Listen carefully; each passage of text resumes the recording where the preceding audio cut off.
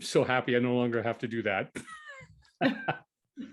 Welcome everybody to this edition of Beers with Bill. It is my pleasure tonight to welcome back Erin Broadfoot from Little Beast Brewing in Whitby. Erin, thank you for coming back onto the show. Thank you for having me back. Oh, it's my pleasure. I was just thinking, oh my gosh, the last time was 3 days after we started a full lockdown. Holy geez, was it really? That was a while back then.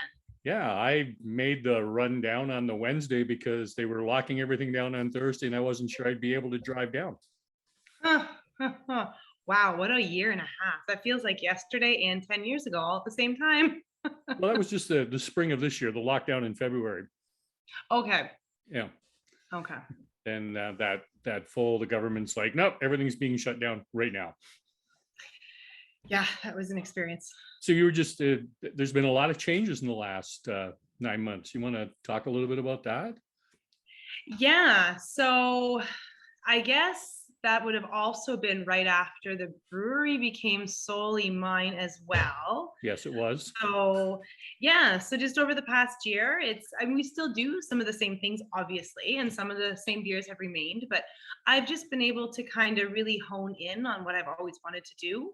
And I mean, I guess maybe what I do best, but just, yeah, I've been able to really build it into, it's such a cheesy term, but more of, a passion project, and just had a lot of fun with building some of the brands and doing some of the stuff that I've always wanted to do.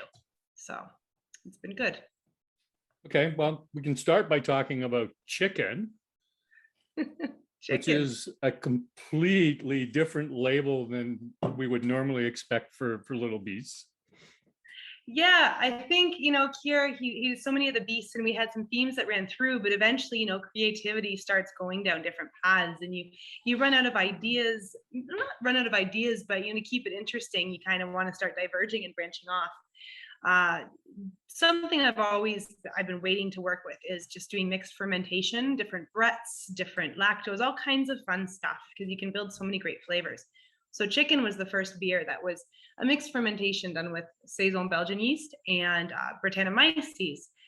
So we're trying to figure out, because all of our lines, whether it's IPAs or stouts, have themes to the name, and we're trying to find a theme, and it is hard every time I have an idea. We then put it out for being cheesy or whatnot, and then we landed because farmhouse beers, even though I have my own issues with it. I have a ton of chickens. If anybody follows like my personal beer Insta, half of it is my chickens. So I called it chicken, and yeah, my husband kind of just went with it, and that was the label he came out with. I was not expecting that. So, but it's great. Everybody loves it. And the next one on that theme was Ladybug. So I don't know if you can so that's this little guy here. So I just cracked open the chicken because I wanted to try the mixed fermentation. So you can give us tasting notes as you do it. What do you think? I love the funk on your nose right at the start. Yeah, it's co-pitched at the beginning so that because the diastatic Saison yeast will outcompete the Brett fairly easily, I make sure to add a really healthy pitch immediately when it goes into tank, so that you can really build some of that funk. And over time, it should evolve further in the can. So we're showing more and more of that farmhouse, which I love. I love that strain of Brett. Absolutely. I would have thought this was like an absolute perfect farmhouse beer. It's got it's got everything you would expect from a farmhouse beer. It's got that tiny little bit of back end funk. It's got that wonderful, I would call it a banana tone, but it's not quite banana, right on the front tone like you would get. And then all those wonderful flavors and aromas that come through from it being a farmhouse. Awesome. Yeah, I love it. It's Brett D, and that one is balanced funk, and then I get big pineapple and other notes, which blends so well with the clove. And the strain of Saison yeast we use in that is different than our typical Saison yeast. So it's also escarpment, but it's a spooky Saison. So it's a little softer, I find, a little rounder, a little bit more clove, less of the bubble gums and big sharp esters. And so it melds really well with that Brett, I think. So that's it. The banana pineapple tone and no bubble gum. Yeah. Yeah. And the clove, just, you're right. It's got such a wonderful balance to the back of it. It's a beautiful yeast. I love Escarpment does such great things. It's so great working with them. So It is. They're such a gem for us to have in Ontario, and the amount of work and knowledge that's there. yeah. No. Yeah, when I launched this program, I started getting a little panicky because we had so many strains of Saison, which is diastatic, and our American yeast, and now we have a German lager and these Bretts. So I had them in to do a complete audit of the brewery just to make sure that we were keeping everything where it needed to be and clean enough, and there was no crossing of strains and stuff. And they're great to work with, just like wealths of information. You really take the craft seriously. I do. Yeah. No, I know. And yet there's so much art to this. Yeah.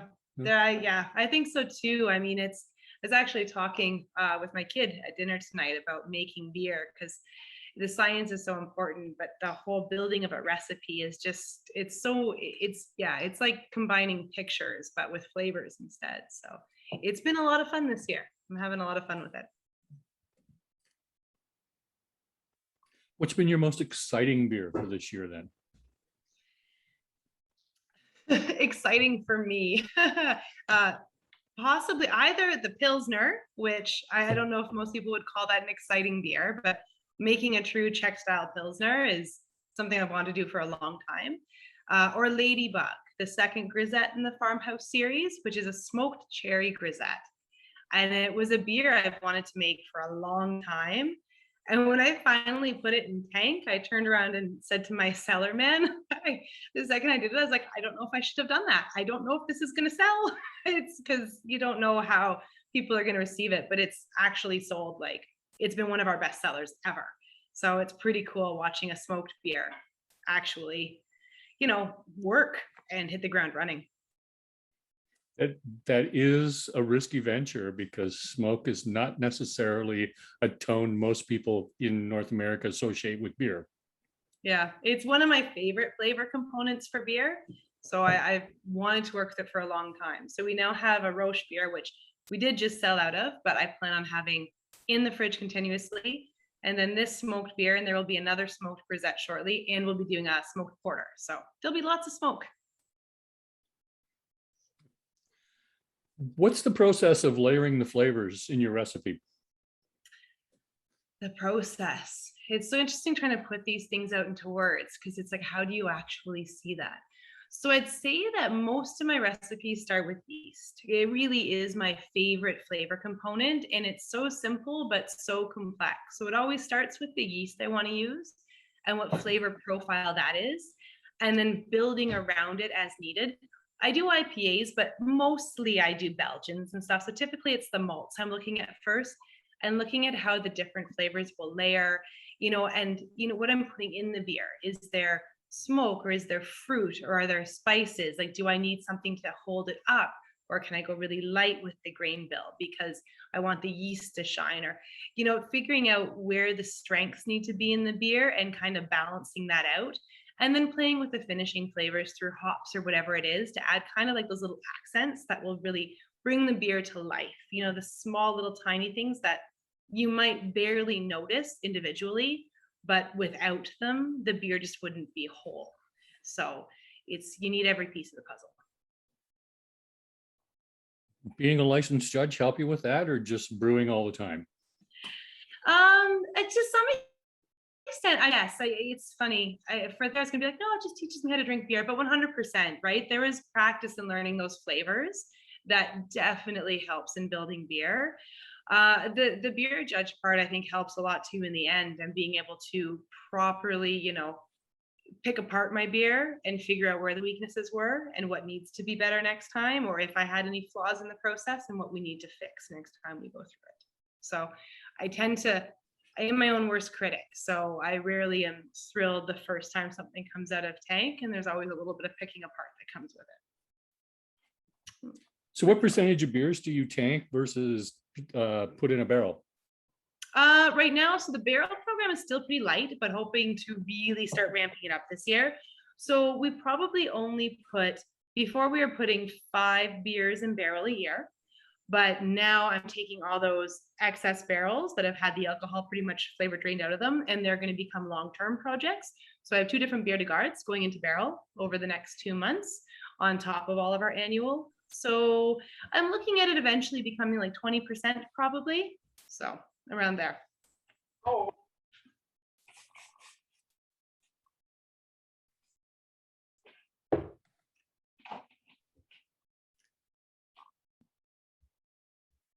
Wasn't sure if there was a question. That's my son not muting himself. Oh. I'm surprised how quiet my kids are being because they're both in the room with me here. So. Yeah, that's good. And so at 20%, do you have enough room in the space for all the barrels, or are you going to be moving off-site? No, we should. It's a pretty large space. And I mean, as long as I go vertical, so I need to get one of those the hand forklifts. There's probably a technical term for it, but the ones that so that I can start stacking them, and then I should be able to accommodate it in-house. If it goes beyond that, we'll see. I live on a farm, so I suppose I have a place to put them if I need to. Just don't tell anybody. I'm not even sure that's legal, but we'll leave that alone. I think putting them in the barn with the chickens and the cows and the pigs might cause you some grief, but putting it in an outbuilding, I'm not sure they could say anything to you. I've got an empty barn right now that I could use. So.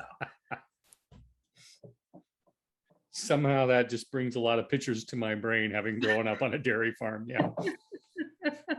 What's that? Oh, that's the barrel room. Don't worry about it. Just keep it away from the mucking out room. Yeah.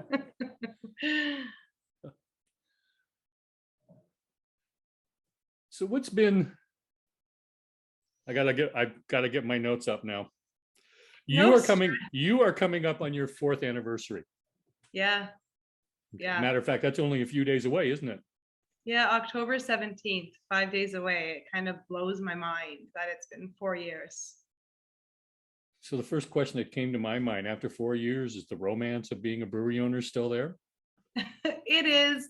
I mean, there's definitely moments. Last week started with me walking in and glycol all over the floor, and then my centrifugal pump failed, and then another fermenter actually just sprung a straight leak. And then, so yeah, there's moments where, you know, the technical junk of it all wears you down, but I still love what I do. 100% am in love with what I do still, and I still hug the fermenters, and I'm happy to say bye to my guys on the way out. So that's good to hear. I'm going to say I remember the first time I came down, you were in the midst of cleaning the floor because one of the pipes hadn't actually been coupled correctly. And yeah, I had disassembled the entire, because when I took over the brewery in entirety, I kind of went through everything. So I had just rebuilt the brew house on the bottom after checking all my piping. And you don't know until you're running a beer through the system if you've tightened everything properly. And I'm not sure why I picked a stout as the first beer to do. And that, yeah, it was a disaster. That floor was sticky for a week. Rookie mistake. What can I say? Yeah, I learned a lesson. Yeah. Do not use a stout to check the system. No. At least you know where the mess is, right? I suppose. So it's just my favorite memory from kickoff. The one time I dumped a stout on anybody, I had to dump the maple syrup stout from the guys in Berry. It's thick and gooey, and it was right on his lap. And I apologize, but it's really hard to apologize while you're laughing with the 3 friends laughing. Oh God, yeah, that'd be comfy. Yeah, yeah, that's the worst thing to possibly dump on anybody. Ladybug, I'm gonna crack it open. Okay. So yeah, so Ladybug is the smoked cherry grisette. So done with the same yeast and Brett combination. Or this one wasn't breaded, sorry, because this one went into the cans too. So this one I didn't, this is just yeast. It will go with Brett next time. This is where we learned. I use a mobile canner and they don't do Brett, which I found out after chicken. So got in a little bit of trouble because I didn't know that we weren't supposed to do that.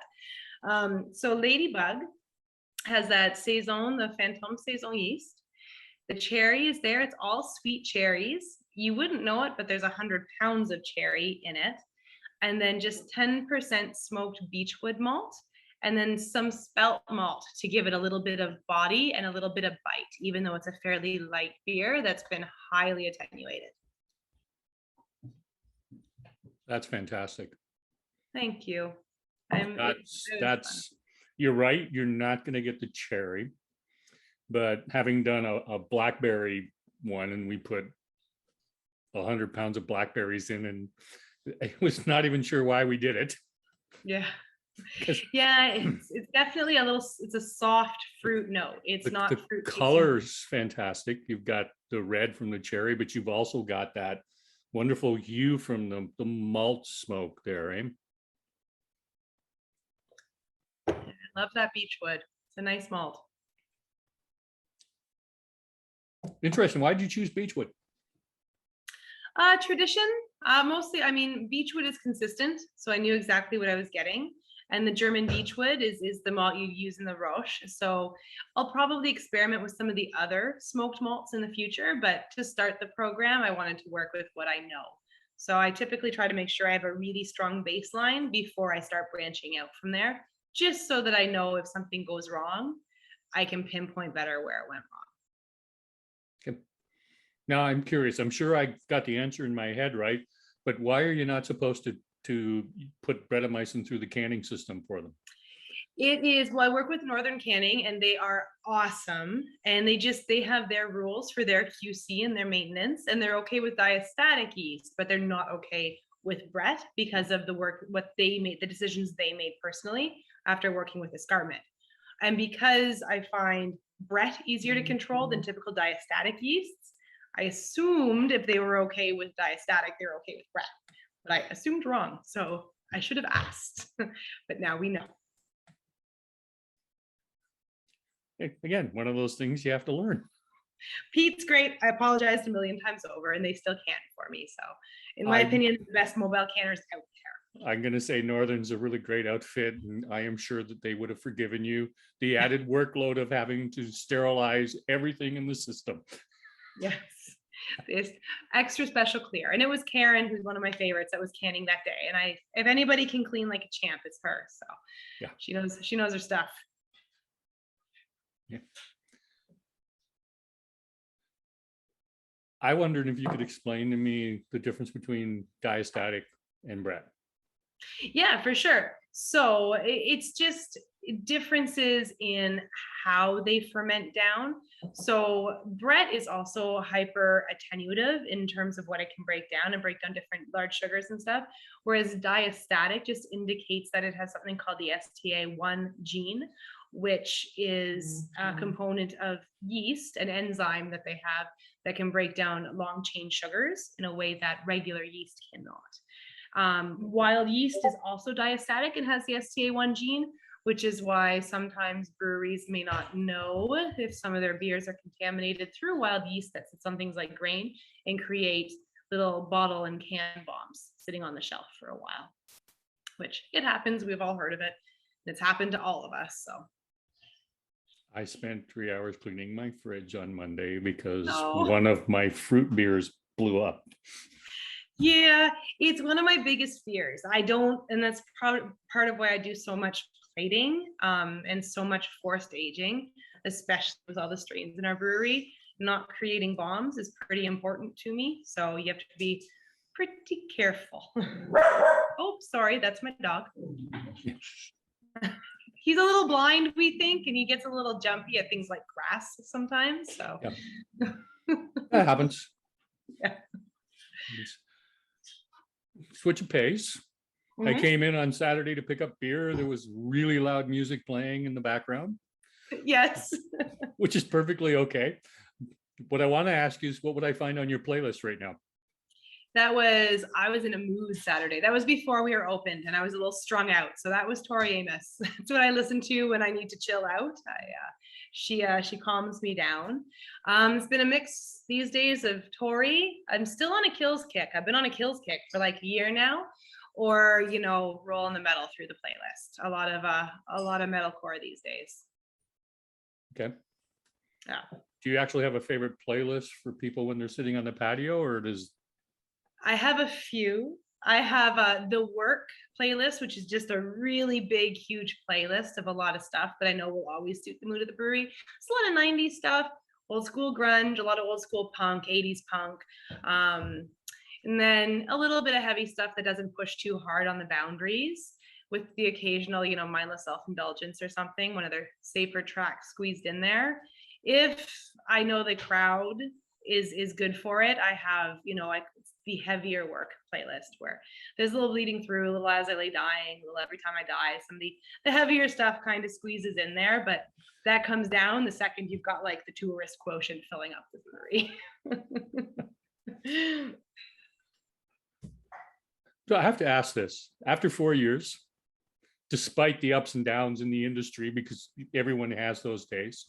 Yeah. What's it feel like when you walk into the brewery right now?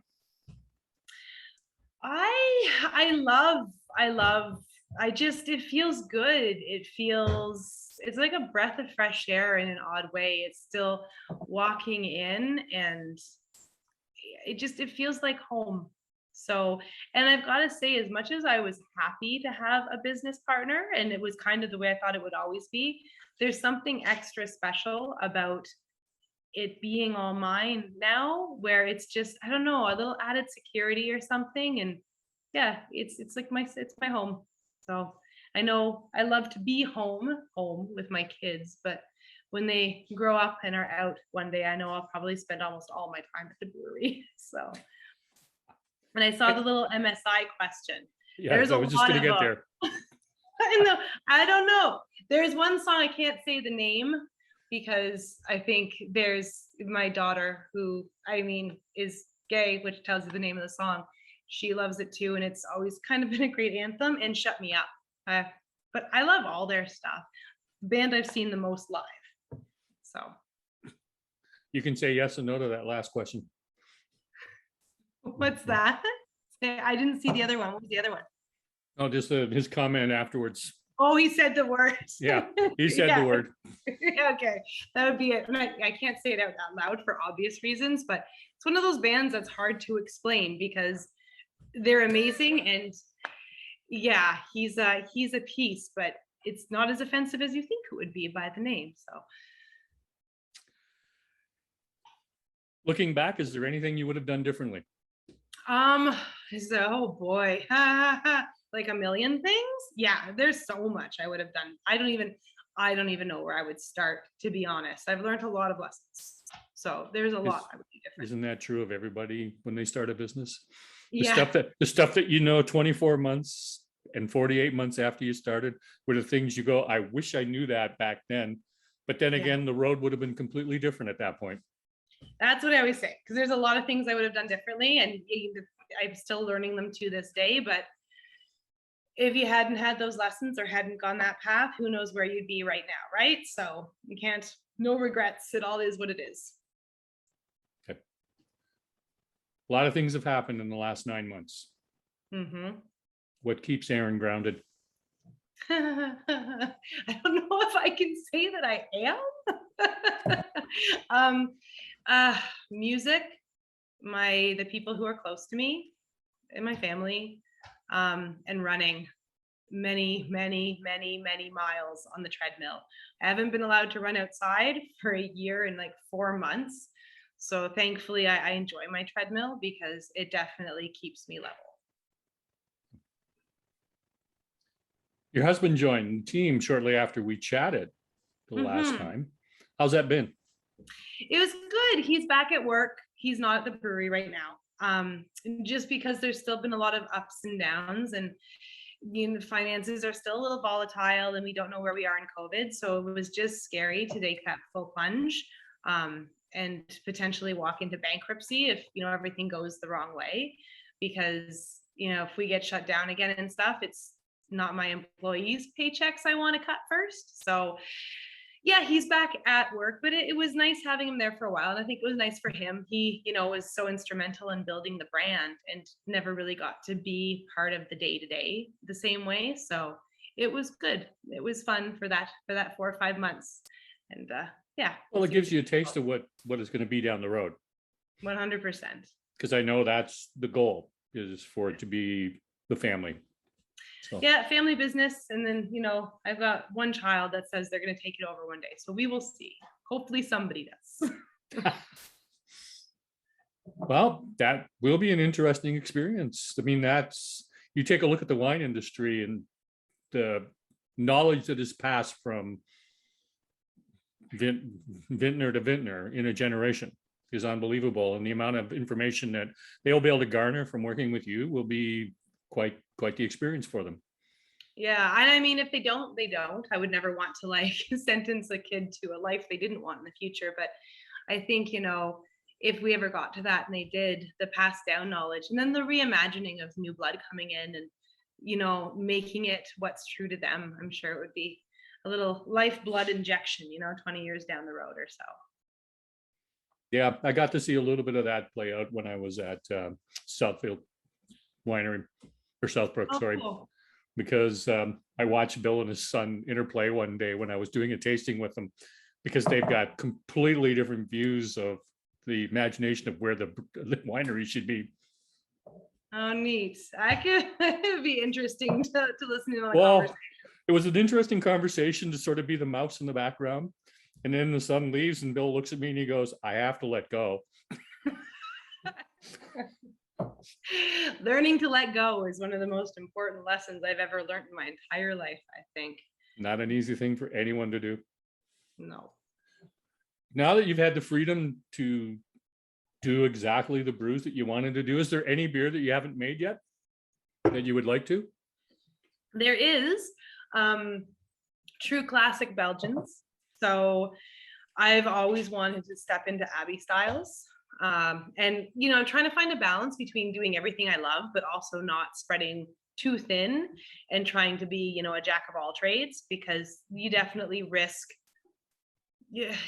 fraying at the edges if you're trying to do too much. But I've always really wanted to do Abbey beers. So we have a triple coming out this week, our first triple.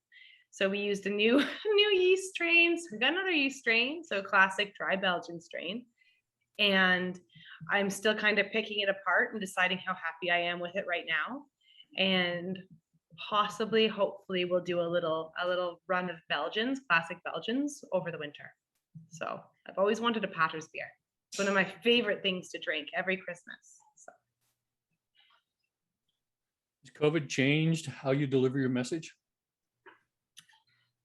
I don't know, actually. I guess it's changed how the message gets delivered.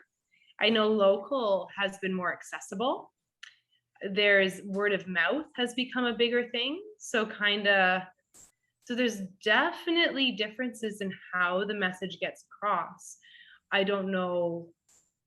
It probably has changed a little bit of how I direct things, though.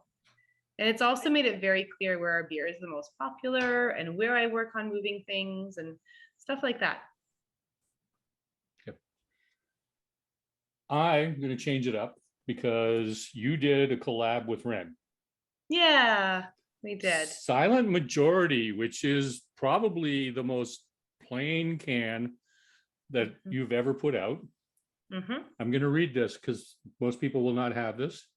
Making spaces for the voices of the global majority, listening to the voices of the global majority, and pushing for the end of racial oppression, dismissal, and hate. Mm-hmm. Is a collaboration between Ren Navarro of Beer Diversity and Little Beasts. Yes. Now, you and Ren have been friends for quite a while. Yeah, we've worked together quite a bit at this point. Ren is awesome. Ren is one of my favorite people, and she has taught me a lot over the past few years. Inclusion, diversity are topics that have always been very important to me on many different levels and for many different reasons, both in the industry and out. So we were supposed to go to, I always want to say Detroit, but it's not Detroit, Pittsburgh, for a festival called Barrel and Flow together. And it is a Black beer festival, celebrates Black arts and culture. So you either are a Black owned or brewed brewery, or if you are white or otherwise owned, you collaborate with a Black person or a person of color. So I signed up for Barrel and Flow, intending to go over, and it was funny because like, well, we're gonna say, I guess, Dave, who runs the festival, said you'll need to collaborate. I'm like, okay. And a week later, he calls me and he's like, I've got a collaborator for you. I said, but I already have one. I'm like, I don't need one. Turned out we had the same person in mind, so that worked out well. So it was Ren. The name Silent Majority comes from a tweet. I wish I had the woman on me right now. I don't, but it was a tweet and Ren named it because, you know, people of color make up the majority of the population on this planet, yet their voice is the voice that's often the least considered. So that is where that comes from on the can. I dropped the ball a little bit because we wanted to have the can art done by a Black artist. I guess I left it too late and we couldn't find somebody in time. So we just scrapped having art and put the message straight on the can instead and put it out that way. And then we did Barrel and Flow virtually from the brewery since we couldn't travel, and did a talk that was live streamed and is still available on our Facebook page. That was an interesting talk, by the way. I did check it out. Yeah, it was good. Ren is brilliant and she's an amazing voice. And I think, you know, she's so popular and we all see her, you know, her face splashed everywhere. And those of us who enjoy what she has to say and listen to her, we think so highly of her that I think some of us forget how thankless and brutal the work she does on a daily basis really is, and what she sees, hears, and tolerates on a daily basis. So the more I can do to amplify her message, the better. We all feel that way. She'll be joining me in December for the 4th time. Awesome. She's the best. I love her. She certainly is. I actually messaged her and said I was scared to ask after all the press and publicity she's gotten this year. It is so good to see that she's come into her own. But yes, it is stressful and thankless, the work that she does. And she speaks very highly of you, Bill. Well, her and I, we've known each other for a while. And when next time I'm down and I have a beer, I'll tell you what my first experience with Ren was. It's a good story, I take it? It's a fun story, but it's not one I will put out publicly. Well, when I told her that I was coming back on to chat with you, and she told me a couple stories about you standing your ground and not tolerating much. So it's always I nice to hear those stories. Removed somebody from the bar one night who was way out of line. I heard. and did not think anything of asking him to leave. Good. So it's the way we need to be. And every time people are like, but you lose customers, and who wants that person in their bar anyways? Like, bye. Well, it was somebody that I knew who was an infrequent regular. That's unfortunate. But unfortunately, you have to do what you have to do because you're there for everybody, not just one person. Yeah, I agree. I've had, this year's been a tough year when it comes to social justice and certain conversations. And I've had some hard conversations with people who I was otherwise close to. And I've lost some relationships this year over issues, because there does come a point in time where if you're not going to tolerate, you need to make hard decisions. And it's hard. Yes, it is. It's very hard when you have to make those decisions, but sometimes you have to. I agree. And Ren has just joined us because I did not see her message until a couple minutes ago. Oh, Ren, I just cracked open the collab that you did with Little Beast. Did you want to make a comment about it? Because we would love to hear your voice. I'm also drinking it. Hi, friends. I thought I had the link. I had all the info and I went to get the link and it was last week's. Oh, I will double check. Maybe I messed up and didn't send you this week's link. And then I forgot to double check it a day before because I was like, whatever, it's in my calendar. Silent Majority, which is another collaboration that I've been really lucky to do with Erin. It's a West Coast IPA, because if you know me, you know that I love West Coast IPAs. We did this for Fresh Fest, which is now Barrel and Flow Fest. So it is a Black-centric beer festival. and it's open to all, but it's really just about getting more Black people kind of front and center.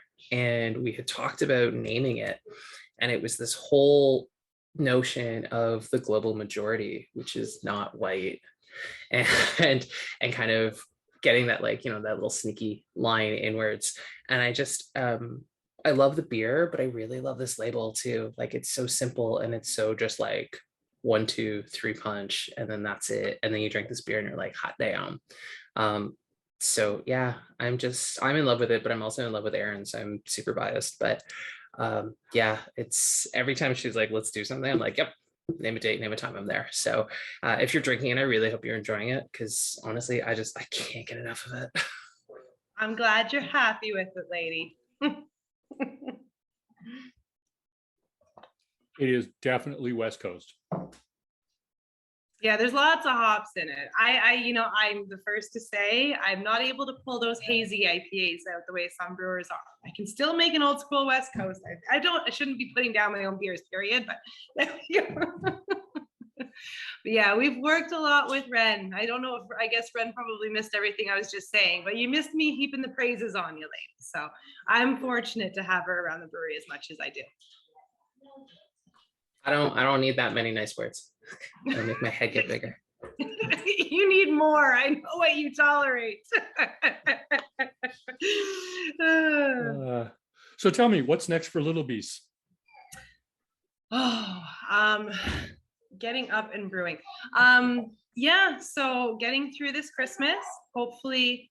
Kai, can you talk a little quieter, sweetheart? Sorry, that's my kid. Working through these Belgian beers this Christmas, and then kind of trying to find a balance between creative and new, and kind of tried and true and what we've already done, and then just, you know, finish moving the brewery into the path I want it to be in permanently going forward. You know, and picking out all the next collaborations for next year. I need to go a little slower next year, I think. I got like 4 charity beers in the fridge right now. I'm gonna say you put out quite a few this year. Yeah, I think it was more I was planning, and then they all kind of happened very close together. But it's fun to have a platform. It's nice to have a business that you can, you know, do stuff off of, and I just have to balance it better so that they're not all at the same time. And we will be doing Really Good Friends again before the end of the year, which is the one we do with Ren and Robin, and we will be donating to Rainbow Railroad again. And it's it's Really Good Friends. So apart from maybe getting outside and running, what's on the agenda for Erin for the next little while? Besides working, yeah, just trying to find some balance. So working like usual. I do have a new bartender help coming in starting tomorrow, which is great because I hired somebody. So I had help for a short period of time, and then we kind of had a few weeks where I was doing a little bit too much. So he'll be starting tomorrow, which hopefully will give me a little bit more time. And I'm hoping to just, after the last little bit of craziness, pull back just a little bit, some more quality time with the kids, make up for a little bit of lost time over the last year, and, you know, dive into my hobbies a little bit. I'm scared to ask. What hobbies are those? Oh, well, there's I'm running. So the running in the OCR. So I still do that. I've also, don't judge me, developed a big Warhammer habit. So I play 40K, and I've just picked up my first Age of Sigmar army, and I've been playing competitively. So that's my new field where I'm going to go in and plow through as one of the only women and teach everybody. Yeah, it's been fun. The hobby's great. I have a ton of fun with Warhammer. I have this picture of the North American National Championship that just popped into my head, and we're all going to be glued to our screens watching you. Oh, no, I suck. I really suck. My kind of what I've ascribed to. Thank you.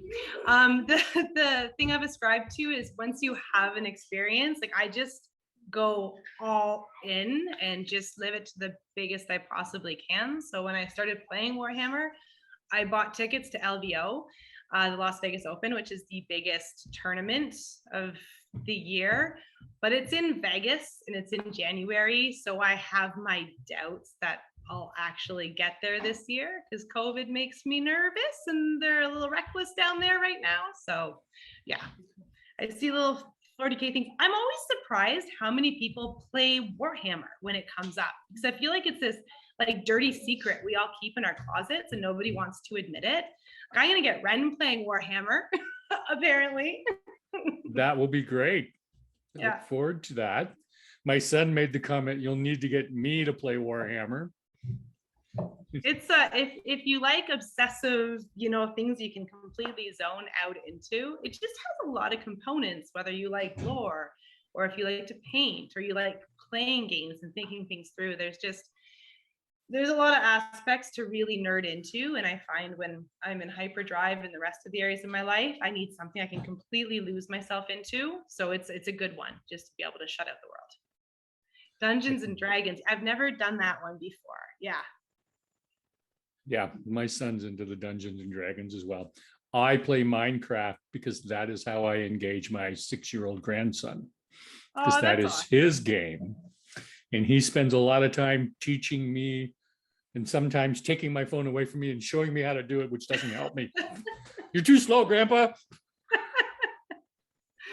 That's awesome. Well, it's nice when they can teach you something, I'm sure, too. How do you decide what to brew? Partly at this point, is what is needed. So Constant and Duchess and Pinion are on a pretty permanent rotational schedule. And then just trying to balance what I love and what I want, the areas I want to see us progress in versus what we really need. So I'm pretty OCD. Our brew schedule is planned out like 2-3 months in advance. So that was going to be my next question. How far out do you plan? I'm pretty structured. To keep up with canning schedules, and I think to some degree, like planning and organization is the key to success. So I'm not real big on leaving things to the last minute or being in a panic. It's stressful and it's not the way I work. How's been the supply chain issues around getting hops and malts? So far I've been okay. A lot of the hops I use are not the most popular hops. Everybody's trying to get all the Mosaic and Citra, and I'm like, give me that Saz. So most of the hops I'm getting are fairly reliable, and I only need small amounts of the really intense or the IPA driven ones. If anything, the problem's been cost. The cost of bottles has shot up. The cost of cardboard. I've had so many problems just getting carriers, and because I don't do things in giant bulk, I don't really have the space for storage nor the money. It's just not the way my finances work. I'm playing a lot of games trying to make sure I can get what I need when I need it. So supply chains apparently are going to become a nightmare this winter. So I'm super stoked to deal with that next. Yes, they're going to be a nightmare for a lot of people. There's a lot of things kind of barreling down on us, and unfortunately, they're outside our control. Yeah, you kind of just got to deal with it. You take a deep breath and run with it because there's nothing you can do with it. At least, I can be more versatile in some ways. I just ordered a pallet of green bottles. Not many people clamoring for green bottles, so I can tie up that corner. Yeah, I hear you. Got to be flexible when it comes to supply chain right now. Yeah, it's an experience. I'm sure it is. And I'm sure it gobbles up far more time than you really want to. It's probably, to be fair, I'm complaining. It's probably easier on me than it is for the larger breweries. At least, I can probably indulge in more workarounds than some can, but we'll see. I did not select the fourth beer. I do have the triple close by in my fridge if you wanted to talk a little more about that, but I was saving that until the weekend. I wonder, I don't even have one in front of me. So I don't know, because when I had it, it was still in the midst of bottle shock, which I know better. So it's Friday, and I got one home and I opened it up after I saw two of my girlfriends who I haven't seen in a year. We're in from out of town, and they left at like 1:30 in the morning, and I opened up this beer and I wasn't happy with it because of course I wasn't. So then I went and opened up every triple I had in the house at 2:00 in the morning to taste compare them. And I'm way too old to do that. Saturday, I was rough. That's what you saw. I was really rough. So yeah.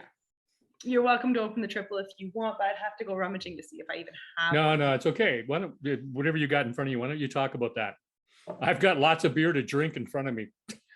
What do you have? Is there any beers in particular people would like me to talk about? I know there's some people that I don't know if anybody has anything in front of them that they're curious about, rather than me just like blabbing at people. If anybody has a question or something, not really. I can talk about the one I'm drinking if not. I'm doing more Bock, which is the one I drink a ton of this now. I'm big into lighter beers that are easy to drink, that I can have a ton of. I love Pilsners, so if there's one beer that's always in the fridge, it's Pilsner or Kel. I love that beer. So being able to, and more Bock, thank you. And we all buy a little bit of beer here and there. And when I do buy beer, one of the beers I'll buy is Czech style Pilsners off of Bim at Godspeed. He is very adept at the style. So easy drinking, a little rounder as a Czech style. So the water profile keeps it a little softer. Triple Saws edition, the same way that they do, quote unquote, apparently, with Pilsner or Kel, to get a little bit of that spicy herbal hop flavor, but it doesn't overwhelm. And now that it's been in cans for a couple of weeks, it's sparkling clear, which is, it's to have a beer that you want to be able to see through now is kind of neat and kind of exciting. So still working on getting it exactly to where I want it to be. And I do need to get away from forced carving. But yeah, I'm pretty excited about this beer. So it's been a lot of fun to make. Floor malted. I'm doing Bohemian malt. It's not floor malted. And I don't do multi-step mashes. I have mixed feelings about some of the, like I could, and I'm sure there's utility to it, but at the same time, I'm also kind of the thought that malts are all so modified now that I don't know if it does as much as we think it does to do all the multiple steps and everything. They've changed over the years, but that said, I would have to go through it myself and then do a taste comparison to know for sure. So thank you. It's nice to see people enjoying the beer. So this is why you do it, right? Every stink and burn on my body. These are the moments that make it worth it. I'm looking forward to trying the Morbach, and doing the Czech style Pilsner is not an easy beer, because you can't hide any mistake that you make if you make one. You've got to do it exactly right every time you do it. So. Yeah, my favorite word when it comes to designing beer is balance. Yeah. And I love, and whereas, I find there's a lot of people love to make big beers full of flavors, and that's awesome and that's cool. I love to make smaller beers, very defined, that are hyper balanced, because I feel like that is what kind of puts me to the test. It also means I do dump beers 100%, because they're not going to come out perfect every time, and or almost ever. Perfect is a big word, but yeah, and it means I spend a lot of time sweating and taking notes of the things that need to change. But I love that everything shines through in those beers, and I like that it's kind of a test, and you have to work hard. So yeah. I'm going to have a question for you. What's the best advice you've ever been given? The best advice I've ever been given? It's so funny, because where my head wants to go right now is like completely almost unrelated to beer. That's perfectly okay. Be okay with, making mistakes. Be okay with dumping. Just be okay with admitting faults, and in being able to step back and learn and grow, and to take in what I've done wrong has probably been key to what's helped me grow over the past few years. My the past few days there have been a theme, so I was going to say it's be okay with being hated, but that's in a whole different tangent of life. So that's all more about what we were talking about earlier. But yeah, if that doesn't make sense, I can explain, but I think it does. I'm curious why anybody would hate you, Oh, other than your children every so often because you're your mom. I just mean being vocal about things. You're ruffling feathers, and okay, there's been some pertinent issues over the past week, and some things have come up, and lots of feathers ruffled. And knowing that not everybody has to like you, and that is okay, has been a key force in getting me through some things over the past little while. If you don't ruffle feathers, you're not doing anything. That's exactly it. Yeah. If you could spend a day brewing with anybody, who would it be? I'm having a moment and I've forgotten his. So here's the thing. It's funny. I thought about this a lot lately because I'm not one for idols and I'm not one for heroes. And I can appreciate so many beers and there's so many people that I look up to, but it's not something. Yeah, it was weird. I had to give it a lot of thought. His first name is Frank. I cannot remember his last name. The head brewer for Hopfen Stark. So his saisons were some of the first beers I fell in love with when I got into brewing. Boson de Higgs was one of my, is it smoked saison, is one of my first favorite beers. So I would love to spend time there. Avery Swanson, that woman has done some amazing things, made some amazing beers, and loves, you know, some of the stuff that I'm trying to wrap my head around and grow with right now. So that would also be a conversation I would love to have in the beer world. There's, you know, there's people all around. And I know there's names I'm forgetting now that, you know, I will remember in an hour, but yeah. Isn't that life? Yeah, that is. What are your most popular answers to that question on here? Do you find there is a theme from brewers? Do you hear the same names come up, or what do you hear a lot of? Depends who I'm talking to.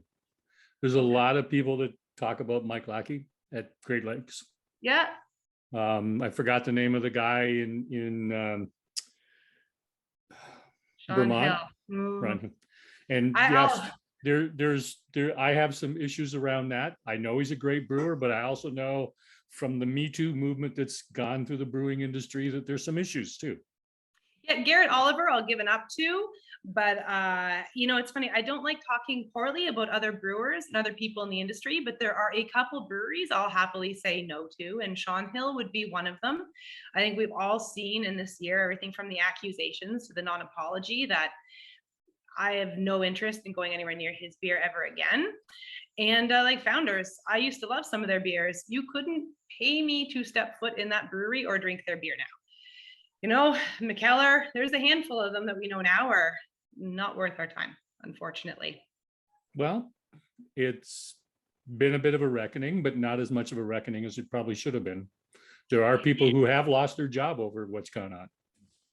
Yeah, and it's it's funny. It's been interesting seeing how this has all been taken and how it goes down and kind of the reactions to the people who talk. And it is very important everywhere, not just in the US like some people think. It is important everywhere. And you know, it's hard when you're speaking to craft beer fans because you don't want to ruin people's fun. You don't want to be like, all those people you like, they're terrible, they're horrible, and you don't want to be that person. But then at the same time, accountability is so important, and it needs to stop so that everybody who wants to enjoy beer and everybody who wants to enjoy the industry can.